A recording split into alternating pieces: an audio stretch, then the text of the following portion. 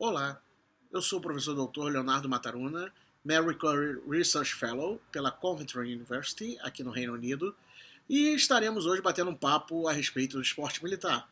Estamos aqui mais uma vez no Talks, esse é o número 2, e espero que vocês curtam e possam dar também as contribuições para que a gente tenha esse feedback e estabeleça aí uma troca de calores bem interessante.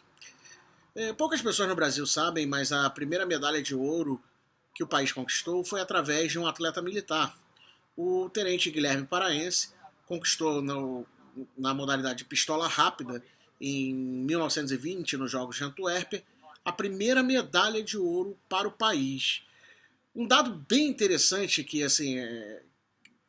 realmente há poucos anos atrás eu tomei conhecimento em função de um estudo que nós iniciamos aqui na Inglaterra, foi que o tenente paraense ele competiu com armas emprestadas, ou seja, eles saíram do Brasil, ele juntamente com outros militares que competiram nos Jogos, um pouco tarde em função do tempo de deslocamento que seria da cidade onde moravam até os Jogos de Antuérpia, e acabaram perdendo as armas ou sendo roubados. Não se tem, claro, essas evidências do ponto de vista acadêmico, mas as armas desapareceram, por incrível que pareça, durante o trajeto até o local da competição. Chegando lá, então, a delegação dos Estados Unidos, com uma atitude de fair play, resolveu emprestar o armamento. Armamento esse que o Brasil nunca havia atirado antes.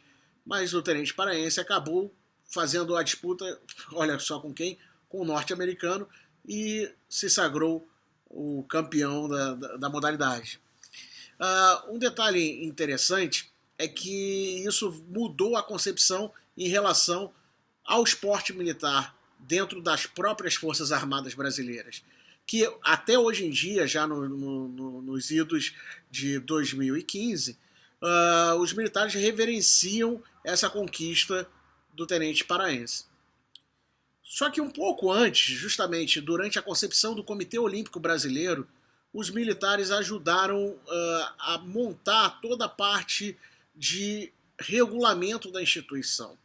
Ou seja, existe aí uma relação muito intrínseca do desenvolvimento do esporte brasileiro com o esporte militar, que até pouco tempo não vinha sendo estudada tanto no Brasil assim como no exterior.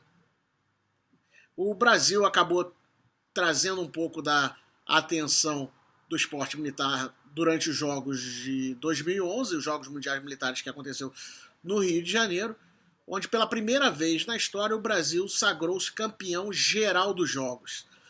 Muitas pessoas falam, criticam, dizendo que o Brasil acabou investindo um dinheiro que talvez fosse desnecessário, mas o que na verdade pouco se defende é que esses atletas que são militares são atletas que também competem as competições convencionais, são atletas que disputam os Jogos Olímpicos e não deixam só de disputar os Jogos Olímpicos, como também disputar os Jogos Mundiais Militares. E essa é uma prática que foi desenvolvida no Brasil de incorporação do atleta militar.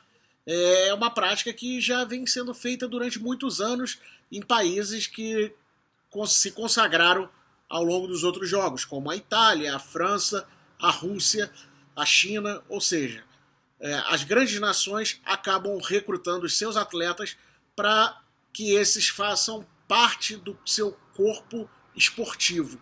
Ou seja, eles não deixam de ser atletas, são militares porque passam por um curso de capacitação e formação militar, mas também defendem o Brasil, defendem a bandeira brasileira e a nação nas suas respectivas modalidades esportivas. Essa posição que o Brasil conquistou em 2011 mudou completamente a percepção em relação do desenvolvimento esportivo nacional, e o Conselho Internacional de Esporte Militar hoje tem uma outra perspectiva do esporte no Brasil.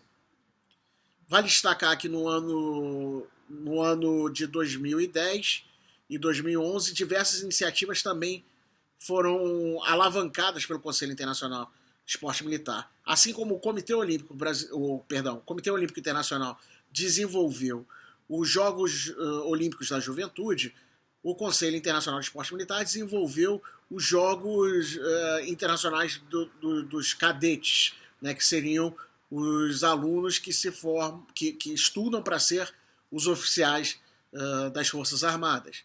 Assim como alavancou também os Jogos Mundiais do CISM para as edições de inverno, assim como temos nos Jogos Olímpicos de verão e inverno. Ou seja, existe uma espécie de benchmark dessa organização internacional, né? Apesar dela ser uma organização que é reconhecida pelo Comitê Olímpico Internacional, ela também segue os modelos do Comitê Olímpico Internacional para que faça um desenvolvimento mais sustentável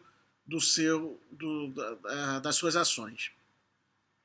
Vale destacar que nesse ano de 2015, no final de outubro, o Brasil estará mais uma vez defendendo a bandeira nacional nos esportes, nos Jogos Mundiais Militares, que acontecerá na Coreia. Os jogos acontecem logo depois dos Jogos Pan-Americanos, que ambos ocorrem um ano antes dos Jogos Olímpicos, né, e os próximos Jogos Olímpicos de verão serão no Rio de Janeiro. Então o evento ele passa também a ser uma espécie de treinamento para os atletas que irão defender o Brasil em 2016. Todo esse investimento que tem sido feito aos atletas nacionais, de uma certa maneira, corrobora para o crescimento do esporte nacional.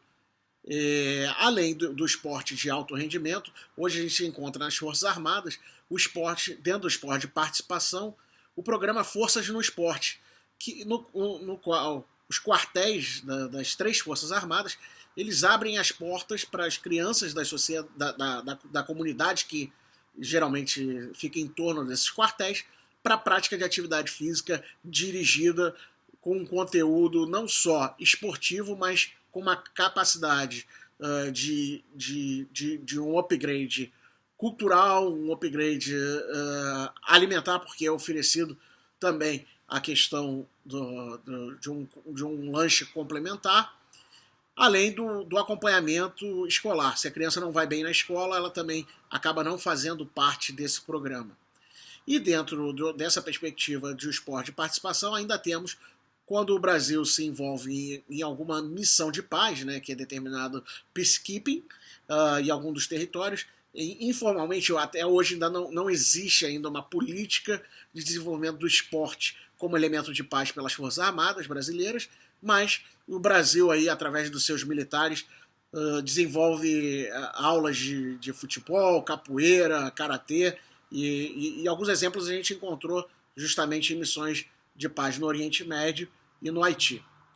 Ou seja, esporte e a atividade física militar sempre andaram em conjunto. A gente espera que o desenvolvimento esportivo do Brasil continue alavancando, assim como também o esporte militar.